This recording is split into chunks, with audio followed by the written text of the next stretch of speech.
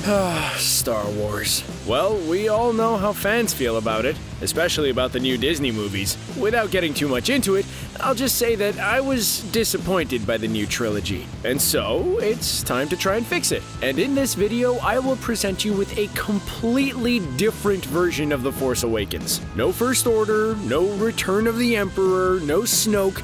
I will use stuff from the expanded universe, the animated shows, and my own ideas to create a whole new movie. All the characters and the story will be different. Rey and Luke are not the only Jedi around. The Knights of Ren are actually Force users and interesting. And the Mandalorians will be the main villains of this new trilogy. There is a lot to talk about, so let's jump right into it. So in this video, I will mostly focus on my alternate version of The Force Awakens, and if this video does really well, we can explore the rest of the trilogy. And I hope that'll be possible because, unlike Disney, I already planned the story for the entire trilogy. But first, let's start with the title of the movie. Nothing against The Force Awakens title, but if we're doing a new story, let's go all in with a fresh direction. And so, CBR presents Star Wars Episode 7: Knights of Hope.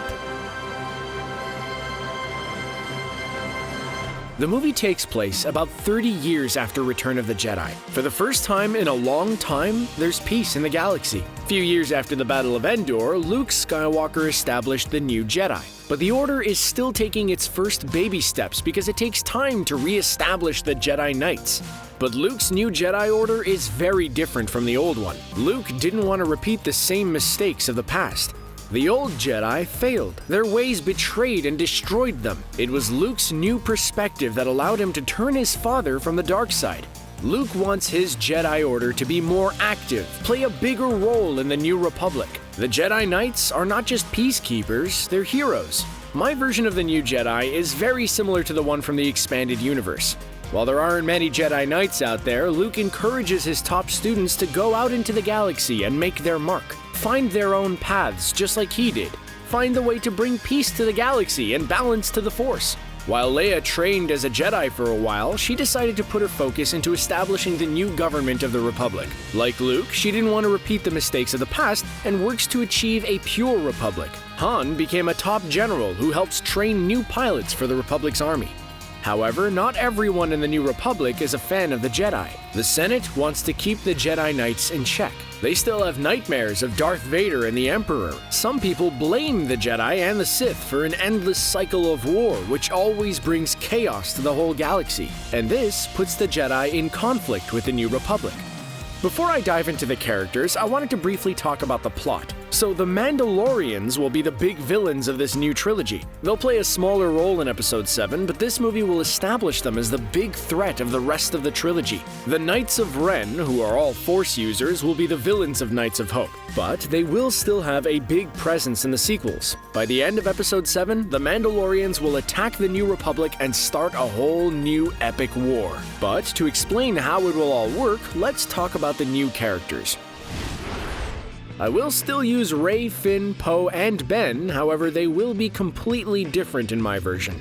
Let's start with Rey Skywalker. And yeah, my Rey is an actual Skywalker and Luke's daughter. There's no mystery about that. We know that Luke is her father from the start. My version of Rey is kind of like Ahsoka Tano. Also, I'll take some inspiration from Jaina Solo. Rey is already a Jedi and she is Luke's top student. She is strong with the Force, but her strength doesn't come from just her family's legacy. Her strength comes from her willpower, personality, and her willingness to do the right thing. At the start of the movie, we find Rey in the Outer Rim, where she forges her own story. The Outer Rim territories are a Wild West. Most planets there don't want to join the New Republic after being freed from the Empire. They want to stay independent. But chaos and poverty turned the Outer Rim into a cesspool of crime and corruption. And so Rey became this sort of Texas Ranger in the Outer Rim, clashing with criminals and protecting the innocents.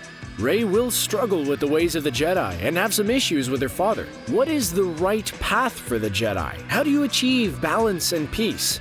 I decided to make Rey a Skywalker because it simply made sense for this story. This is the Skywalker saga after all. Luke Skywalker and Anakin Skywalker were both the center of the previous trilogies, so it makes sense for the hero of the sequel trilogy to be a Skywalker as well. but I don't want Rey to be special just because she's a Skywalker. I think it'll be interesting for Rey to deal with her family's complicated legacy and her own identity, to see how she handles the weight of the Skywalker name. So many people expect these great or terrible things from her. Will she become a great hero like her father, or turn to the dark side like her grandfather? Throughout the trilogy, Rey will become more of a gray Jedi, and her ideology will shape and change the Jedi Order for the better. I don't think that Rey needs to be some Force being or a chosen one. Characters are interesting because of their actions and struggles, how they react to situations and challenges, and how they grow and develop as people. That is one of the main reasons why so many fans fell in love with Ahsoka Tano while kinda rejecting Disney's Rey.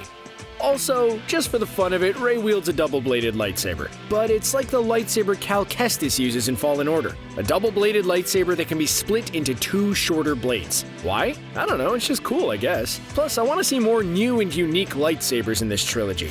A final thing about Rey. I'm sure that many of you were wondering who her mother is. Well, I'll keep that part a secret. That's something that'll be explored in Episode 8. Ben Solo is the main villain of Knights of Hope. And no, he's not Kylo Ren, he's not a Darth Vader fanboy, he has no masters and no silly helmet. My version of Ben takes some inspiration from Darth Revan. His personality is a mixture of Michael Fassbender's Magneto and Zuko from The Last Airbender. Like the other top Jedi in Luke's New Order, Ben traveled the galaxy to forge his own path. But while Rey tried to improve the Jedi ways, Ben created a new ideology. In secret, Ben formed the Knights of Ren. They are not Sith or Jedi, but they are all Force users. All of them have their own personalities and stories. The Ren adopted the ideology that there is no light or dark, just the Force, and using both brings balance. The Knights of Ren believe that they can bring real peace to the galaxy by taking over the Republic. Force users should be the ones that rule the Republic, not a bunch of politicians. With the Force, the Knights of Ren will be able to make the galaxy a better place. But they don't want to form a new empire and rule like Palpatine and Darth Vader. Ben believes that the Jedi way failed so many times in the past because of their conflicts with the light and the dark. But the Ren are not conflicted, which is why they believe their way will bring balance to the Force. This will create some interesting ideological clashes between the Jedi and the Knights of Ren, especially between Rey and Ben, since they're cousins who grew up together and both deal with the legacies of their families. Also, I think it's pretty obvious that Rey and Ben won't do any kissing, but it is Star Wars after all, so who knows? Also, a key moment that I want to see is a clash between the Jedi and the Ren. A battle between 2 factions of Force users is every fan's dream. After the death of the Emperor, the remnants of the Empire shattered into hundreds of different factions. These factions have been causing chaos for decades, but once Ben established his Knights of Ren, they were able to wipe out any remaining Empire soldiers. In the process, they found a lot of Beskar metal that the Empire stole from the Mandalorian people. Ben's master plan is to start a war between the New Republic and the Mandalorians. As the 2 sides will clash, the Knights of Ren will swoop in and bring order to the galaxy. With this war, everyone will see that the Republic needs Force users, and by defeating the Mandalorians, the Knights of Ren will be seen as heroes. And so, the Ren sold the Beskar to a Mandalorian called Thane Vizsla in exchange for starting a war. However, Thane Vizsla has his own plans, and he uses the Knights of Ren to achieve his goals. Thane is a descendant of Tar Vizsla, the first and only Mandalorian Jedi, which is a big deal. In the Old Republic days, the Mandalorians had their own empire. They were respected and powerful. Now, they're nothing more than bounty hunters and criminals in the Outer Rim. Many Mandalorians were wiped out during the Empire days. But Thane seeks to change that. He aims to become the Great Mandalore and unite all the Mandalorian clans, arm them with Beskar armor and weapons, and start a crusade against the Republic. And this is where Finn comes in. My version of Finn is completely different. He's not a stormtrooper, instead he's a Mandalorian. Finn is very similar to Din Djarin. As a child, he was saved by Thane and taken in as a foundling. Finn is very loyal to Thane and the Mandalorian Creed. Finn was charged by Thane to find the Darksaber. It's a unique lightsaber built by Tar Vizsla. The Darksaber holds a legendary status among the Mandalorian people. Thane believes that with the Darksaber, all the other clans will follow him, so he entrusts Finn with finding the blade. And as it happens, the Darksaber is kept hidden in the new Jedi Temple, which is why Finn will try to get close to Rey so she takes him to the temple where he can steal the Darksaber. Throughout the trilogy, Finn will be conflicted with his loyalties. All he ever wanted was to be accepted by his people, become a true Mandalorian. However, Rey saves his life in Episode 7, and due to the creed he follows, he owes her his life. Besides, Finn ends up falling in love with Rey, which complicates his allegiances. But Finn is proof that not all Mandalorians share Thane's vision, and in Episode 8 and 9, Finn will end up turning on Thane and leading his own faction within the Mandalorian people, causing a civil war. Also, Finn discovers that he's Force sensitive, 'cause why not? I'd pay to see a Mandalorian Jedi, wouldn't you? Oh, another thing, Boba Fett will play a role in Finn's story, but that's something that will happen in Episode 8. But Boba Fett will end up helping Finn, and even training him to be a more skilled Mandalorian.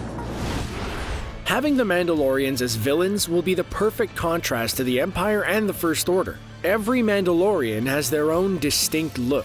Their culture is unique, and their code of honor makes them so interesting. They are the most skilled fighters in the galaxy, to the point that they can challenge Force users. Their Beskar armor can deflect lightsaber hits, which will make their clashes with the Jedi so much more awesome. Finally, let's talk about Poe Dameron. For the most part, he's the same as in The Force Awakens. However, my version of Poe has a darker past. His father was a fanatic Imperial officer who believed in the return of the Empire. Leia saved Poe as a child, and she sees him as a son. Also, while I adore BB-8, it won't be Poe's droid. Instead, Poe's best friend is a battle droid, kinda like IG-11 and K-2SO.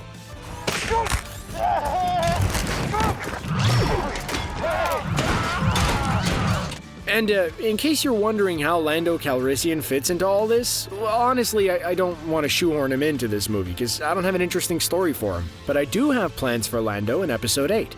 While the older heroes will play a big role in the trilogy, I think they shouldn't be the main focus. The original trilogy was the story of Luke, Han, and Leia. Now it's time for the new heroes to shine, but the passing of the torch needs to happen naturally, in a way that makes both the new and old heroes feel important and significant, without the fan service and nostalgia that usually just feels forced. Okay, so I won't really talk about every scene in this movie, but I do want to mention some key points in Episode 7. While this movie will focus on the conflict between the Jedi, the Knights of Ren, the Mandalorians, and the Republic, I still want to expand the lore. Introduce new elements of the Force and the mysteries of the galaxy. The sequels will dive a bit deeper into all of that, stuff like Mortis, for example. I really love how Dave Filoni expanded the universe in Clone Wars and Rebels without turning the lore on its head, and I want to include elements like that in the new trilogy. At the end of the film, all hell breaks loose. Ben's plans blow up in his face as he and his knights realize that Thane Vizsla was using them to achieve his own goals. During the climax, where we will see the Jedi and the Ren clash, the Mandalorians will launch their first attack. Thane Vizsla ends up killing Han Solo. This will establish Thane as the big bad of the new trilogy, and as someone who all the other heroes hate for killing Han. I will add that Han died by sacrificing his life to save his son, something that will start Ben's redemption arc. Thane will unite the other Mandalorian clans after getting his hands on the Darksaber, and he will unleash a crusade against the Jedi and the New Republic. Rey will find her place in the Jedi Order as she will convince her father to take action despite the fears of the Republic. The Jedi must protect the people of the galaxy, and we will see Rey leading her own team of Jedi, becoming the Knights of Hope. While this movie takes place 30 years after the events of Return of the Jedi, I want to see new ships, new lightsabers, new planets, new everything. Of course, things should still feel similar and not completely different to the point that the fans feel alienated, but that was something that was missing for me with the new trilogy. Everything felt like a rehash. I want to dive deeper into the Force and the lore of this universe. That is the best way to expand Star Wars, and this opens the door for future stories and spin-offs. As far as the sequel, well, here's a quick tease. Episode 8 will be titled The Mandalorian Crusade, which will showcase the war between the Republic and the Mandalorians. Episode 9's title will be Balance of the Force, which will be the perfect way to end the Skywalker saga since from the very start, it was about bringing balance to the Force. So, if you want to see this new trilogy come to life, let me know, and supporting this video really will help make this dream come true. So, what do you think about this movie? Do you want to see the sequels for Knights of Hope? Let me know. If you like this one, please force push that like button and be sure to subscribe for more Star Wars videos. May the Force be with you.